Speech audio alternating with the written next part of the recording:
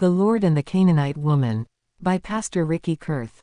In Matthew 8:5-7, the centurion asked the Lord to heal his servant and he offered to do so. However, in Matthew 15:22-26 the woman from Canaan asked for her daughter to be healed, but he answered her not a word. I assume both were Gentiles. Why did our Lord give one response to the centurion but another to the Canaanite woman? During our Lord's time here on earth he was a minister of the circumcision, Rom.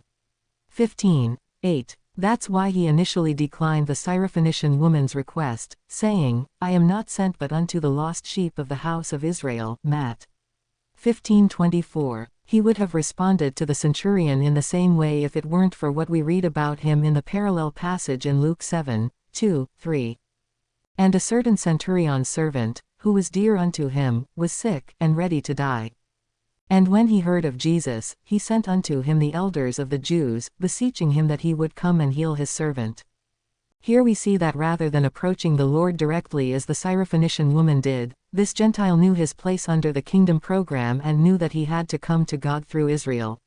Furthermore, we know that he complied with the terms of salvation for Gentiles under the kingdom program, for Luke goes on to tell us how the elders of the Jews besought the Lord on his behalf.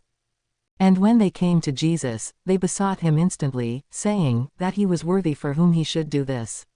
For he loveth our nation, and he hath built us a synagogue, v. 4:5. Under God's kingdom program for Israel, if a Gentile blessed the seed of Abraham, he could count on the blessing of God in return. General 12:1-3. It was on these grounds that the centurion approached the Lord, through the elders of Israel, and it was on these grounds that he found the Lord eager to bless him.